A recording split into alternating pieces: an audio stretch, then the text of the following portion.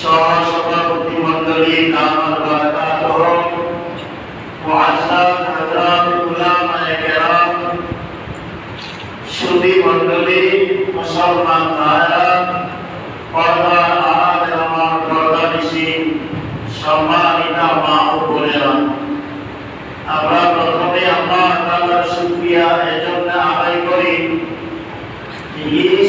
ঈদ পরবর্তী সময়ে মানুষের আনন্দ উৎসবে লিপ্ত থাকে, বেড়ানোর মধ্যে থাকে। আল্লাহ তাআলা আমাদেরকে ওইসব কাজে না পাঠাইয়া না লাগাইয়া আল্লাহর ঘর মসজিদে বসে উলামায়ে কেরামের মুখ থেকে দ্বীনের কিছু নসিহতপূর্ণ কথা শুনবার জন্য আল্লাহ তাআলা আমাদেরকে মসজিদে আসা বসার তৌফিক দিলেন। এই জন্য আল্লাহ তাআলার শুকরিয়া আদায় করে সকলে পড়ি আলহামদুলিল্লাহ। আল্লাহ হাবিব সাল্লাল্লাহু আলাইহি ওয়াসাল্লাম ইরশাদ করেন, আলহামদুলিল্লাহ তাবলাগুল মিজান।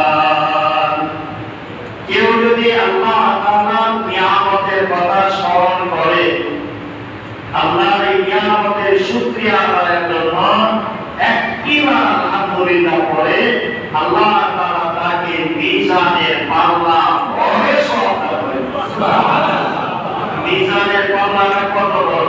7 আকাশ 7 জমিন, আর তার ভিতরে যা কিছু আছে সব যদি একত্রিত করে মিজানের 2 পাল্লার একটা পাল্লা রাখা হয়, সব জায়গা হয়ে যাবে।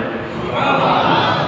এত বড় পাল্লা আল্লাহ তাআলা করেছে আপনি ওই ব্যক্তিকে যে আল্লাহ তাআলার নিয়ামতের শুকরিয়া আদায়ের জন্য একবার আলহামদুলিল্লাহ বলে থাকে। সাথে সাথে যদি সুবহানাল্লাহ, আল্লাহর বরকত, আল্লাহর পবিত্রতা কথা স্মরণ করে সুবহানাল্লাহ একবার পড়েন আর আলহামদুলিল্লাহ একবার পড়েন, আল্লাহ রাসূল সাল্লাল্লাহু আলাইহি ওয়াসাল্লাম ইরশাদ করেন, সুবহানাল্লাহ ওয়ালহামদুলিল্লাহ তামলাউ মা বাইনাস সামাওয়াতি ওয়াল আরদ। একবার সুবহানাল্লাহ আর একবার আলহামদুলিল্লাহ বললে আকাশ আর জমিনের মাঝখানে যে খালি জায়গাটা কত বড়? উত্তর বলেই কতটুকু? কয়টায় বসার, কয়টায় লম্বা বলা যাবে?